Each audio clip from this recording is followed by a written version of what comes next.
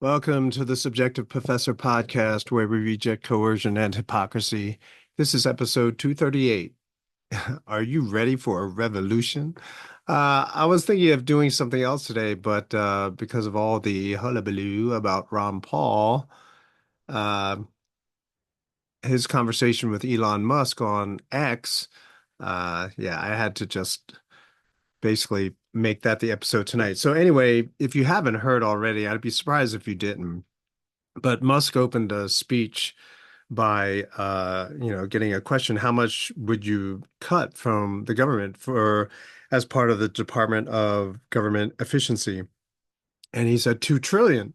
And I was like, hey, that's a pretty good start. And then Ron Paul tweeted, great idea. Start with some of the biggest welfare recipients, the military industrial complex, the pharmaceutical industrial complex. Oh, and the Fed. And Musk replied, needs to be done. And then AF Post, right? It's a Twitter account, put up a meme which had a picture of Ron Paul, Donald Trump, and Elon Musk.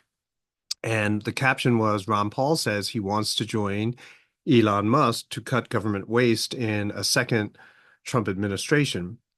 And then Musk replied to that and said, would be great to have Ron Paul as part of the Doge. Then Ron Paul on his podcast said, it could be an oxymoron, right? A bureaucracy that's about efficiency. And he did make mention that there were other government organizations which supposedly were supposed to do something of that sort, and they never did. Right? So a government agency, which in and of itself is wasteful, trying to cut waste. And Ron Paul went on another podcast and said that he wouldn't want an official position, but that he would advise from the background. And clearly, I mean, the dude he's getting up there in years. Um, yeah, I don't know if he would want something official where he's always working all the time. And he kind of walked away from all of that when after the 2012 election. So we can see by this exchange that corporate welfare is the absolute worst. And I've mentioned it before, but subsidies, I've called it subsidies in the past, but it is corporate welfare. Anything that um, money that comes from the government, it's a subsidy. It's a kind of a welfare. In other words, it's an assistance to help you get the job done. So normally high risk projects, because there's the great probability of losing money, people don't want to try it because it's too risky and money is tight. So you're not going to try to do something that's risky and step in government. Well, this deserves to be tried and functional. So they are going to take taxpayer money and fund this program, which keeping in mind may not be the best idea, may not be something that is desirable. But now that you're throwing money at it, well, now it's going to stick around and it's going to crowd out competition, other ideas, better ideas, but are functioning at actual cost. They'll never ever come to market because they're being crowded out by the cheaper substandard product that the government is offering. So corporate welfare is the absolute worst. We can see that with the military because it's so heavily subsidized and no one was expecting a war. The weapons manufacturing part of the country was focused more on more expensive equipment, uh, right, to make money. But just because they're more expensive doesn't mean that they are better for warfare. And so now the military is woefully unprepared if we go by what's happening in the Ukraine and Israel. Definitely, if the United States were to be drawn into a conflict, it would not go well. It would take a while probably before Americans could get back to the level of where they should be. And in the meantime, there are going to be a lot of deaths, which means that they're going to have to institute a draft, which means potentially my children will have to go because of some idiot politician doesn't have a backbone. So the episode title is a reference to Ron Paul Revolution. back when he ran in for president. I believe he did the same slogan or same T-shirt design, bumper sticker design was in used in 2008. I don't know. I only discovered Ron Paul in 2011. Instantly became a fan, of course. And in Revolution, there is love spelled backwards. So it's a nod to that, of course. But invoking Ron Paul on that level and getting some attention is really interesting, right? That means people are coming back to real issues, right? They're not virtue signaling anymore. They're trying to get to core issues, back to the issues that matter, which is basically inflation, right? The bloated US government, which increases the size and power of the government to interfere in so many different aspects of our lives. It's interesting. Even today in school, a bunch of my students asked me, uh, you know, how do you know it's getting bad? And I basically answered by, you can tell by the size of the government, and you can kind of judge the relative size of the government by how much money they are spending. And I got as far as that. And my sixth graders, they realized it's pretty bad because most people know, even sixth graders know about the size of the budget deficit that we have, the debt that we have, excuse me, it's a debt. So if Ron Paul gets on board and they take care of the central bank and all of its money printing, then all of the wars immediately stop, right? Because there's no money to pay for any of it. And so, as soon as you can no longer supply weapons to all of these different places, to all these different countries, then everyone has to pursue peace, right? Because then it becomes extremely obvious that war is about the most expensive activity of human beings. It's expensive not only because of the cost of the equipment, but also the damage, the destruction that takes place. In other words, you're not creating value, you're destroying value on a massive scale. And so to get back to where you were before the war, you have to expend a lot of capital, a lot of resources, spend a lot of money, and that doesn't even talk about the death, all of the deaths of the human beings, the potential that is lost because of war. Now, granted, there are probably some serial killers that might have been killed in a war, but at the same time, you have innovators, you have entrepreneurs who are, ripped from their lives, from their childhood, from their adolescence. At least that's what 18 seems to me now. And then they're forced to die for some politician's fantasy, right? For some bankers' bottom line, right? And it's just such a waste, right? So when Ron Paul got involved in that Twitter conversation with Musk, in the back of my head, I'm hoping that at least some of my old students are listening and they're seeing this and they're like, wow, that's pretty cool, because they would have known a little bit about Ron Paul.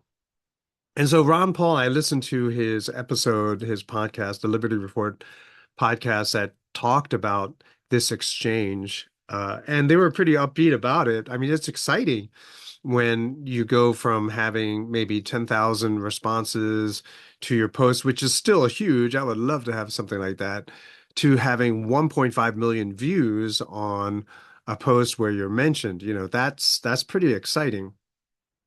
And Ron Paul goes on to say that, his concern is not about, all at once having everything he always dreamed of happening happen all in a matter of weeks. That's not what he's about. He's all about moving the needle.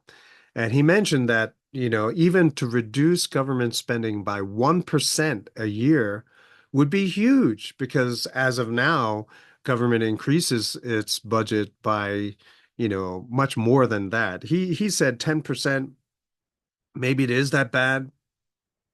It feels like it's that bad. So wouldn't it be awesome that instead of raising, increasing in size by 10%, you're actually decreasing by 1%, not the fake 1% where they wanted to raise the budget 10%, but then they cut back 1%, so it's 9%. So they increase the budget by 9% instead of 10. And whenever that happens, politicians go on TV and they say, "Oh, we reduced the budget by 1%."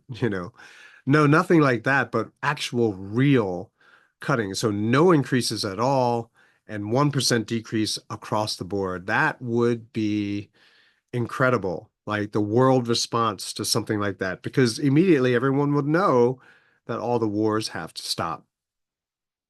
So, in the same way that uh, Ron Paul is more about changing the conversation, changing the direction, incremental kind of thing. Students would ask me too. They're like, "What do you want? Do you just want to we're all not going to become, freedom addicted people like you overnight." And I said, that's not what I want. All I want is just to change the direction, right? Instead of just like what Ron Paul said, instead of increasing the size of government, increasing spending, increasing debt, no, go the other way, right? At least slow it down, if not get it to zero. That would be awesome. So I think we might be a little bit late for that at this point. A crash needs to come to clear out the system, but who knows? I'm just happy that Ron Paul's back in the conversation. That it's just something kind of exciting. But as far as it is for Trump and Musk and company, it's an uphill battle. I mean, the entire deep state bureaucracy is against him, right? That's why they are going so hard against him, the justice system, and all this stuff. And it's not just Trump anymore. I don't think it ever was. They went after his supporters, right? His supporting cast of characters. And so Musk was saying that the DOJ, the Department of Justice, has been weaponized against him. And he gave an example. Musk was on Joe Rogan again, and just I guess to hash things out. I'm only like a half hour through it, 40 minutes through it. I'm trying to get through it pretty quickly. I won't do an episode on it, I promise. But one of the things that he talked about was how he is being sued through SpaceX. So, because SpaceX uses rocket technology, which can be converted to be used as weapons platforms, there's a law that says he is not allowed to hire anyone who is not a permanent resident of the United States. So, what's the DOJ going after him for? They're going after him for not hiring asylum seekers. I didn't know they were looking for jobs, but asylum seekers apparently must be hired by large corporations such as SpaceX, even if they're just janitors or something, right? But because he's not hiring any of these asylum seekers, he's in trouble. But hello, he's not allowed to hire people who are not permanent residents here in the United States. And so this should have been thrown out of court already, just at the mere mention of it. But of course, we're talking about a corrupt justice system. So of course, they're going to go after him, impose all these expenses on X. Personally, I think Rogan said, why would they do that? And they didn't have an answer, but it's obvious to me. It's obvious that NASA has a big, interest in making sure that SpaceX doesn't go anywhere. I mean, why continue to fund NASA if you have SpaceX that's doing all of these things that NASA can't even dream about doing right now? So, Elon Musk is getting really radicalized, and something that I said in a podcast last week that he was you know reposting Milton Friedman videos, Milton Friedman material, and I said, wow, if because he's a genius, right? And so if he goes down that road, then it'll take you to full-blown anarcho-capitalism.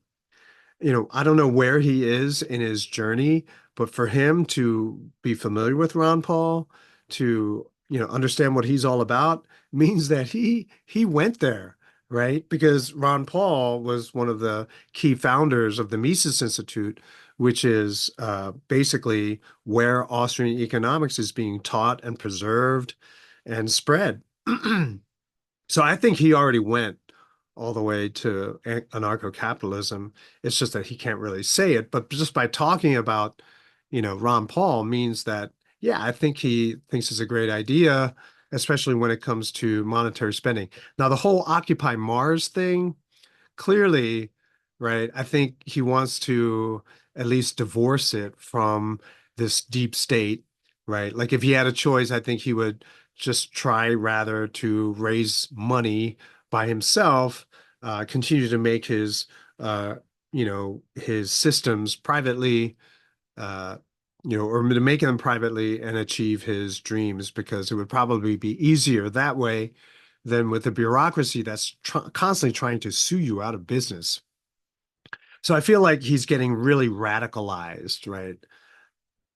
He said basically everything they accuse Donald Trump of doing or what he will do, they openly do now. And it's so crazy how they cannot see it, right? Even just now, I posted something that time to watch V for Vendetta, right? Because November, not only because of November 5, but because people should not be afraid of their governments. And then I had someone go respond and said, exactly, vote Democrat, vote Democratic or something like that. And so I had to respond by posting a picture of Biden when he was in Philadelphia and he had that black and red backdrop behind him, which is exactly straight out of V for Vendetta, right? So I don't know. I think he's a moron. He's a lawyer, but I think he obviously has TDS, right?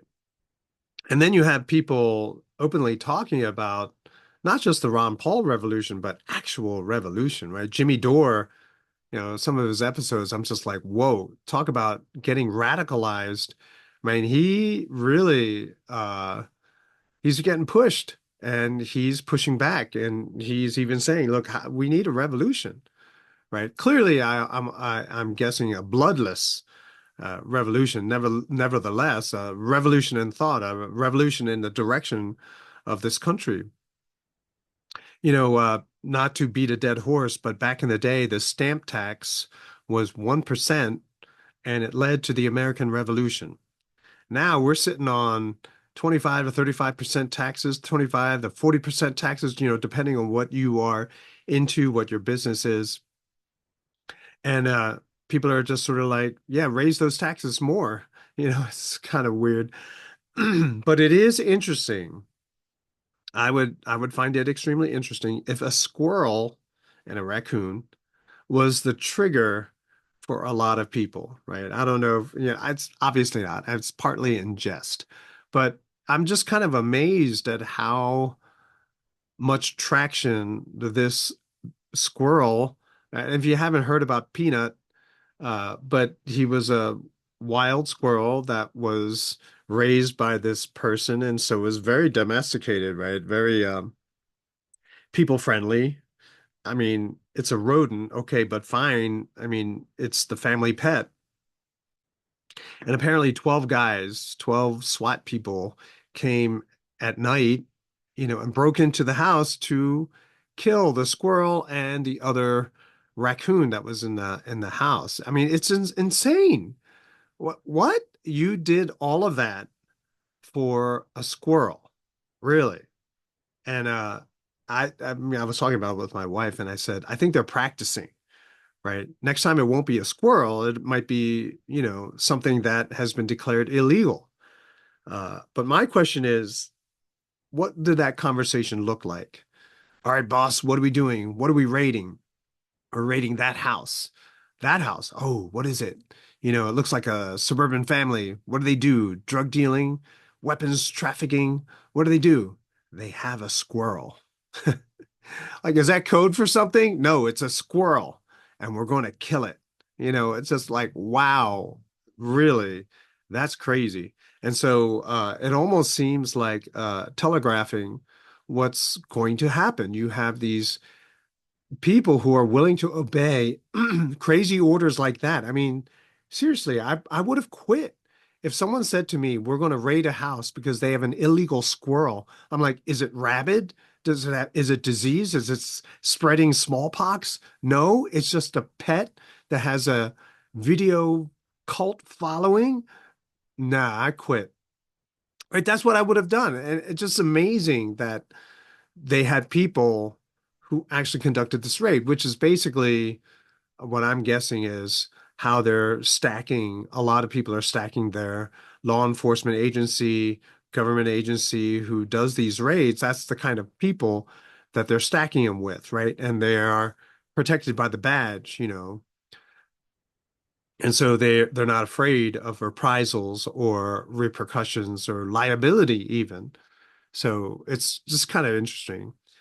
All of the warmongers, the neocons have gone Democrat, right? And now, you know, and apparently a lot of other neocons went Democrat because they're being cheered over there. And so people who are pro-peace, which I'm led to believe that that's what Democrats were all about, they fled to the Republican Party, where a lot of the Republicans were just sitting there saying, "Yeah, yeah, we're still for small government." But all their leaders, right, from Trump to RFK, they're all Democrats. So it's kind of very interesting thing how that has switched. The thing is, if Trump loses, you know, a lot of those guys who came out to support and are on his team, Team Trump, they're meat, right? They are meat, and that's going to be pretty bad. I think I saw Tucker Carlson talking to someone that might have been Musk. They were like, if he doesn't win, we are so screwed. They didn't use the word screwed, but you get the idea. Uh, so you got Ron Paul, you got RFK, you got Musk. I mean, it's crazy, right? I can't believe what I'm seeing. It's so good that it can't happen. It just can't happen. But isn't it exciting, right? And so that's where that do I dare to hope, right?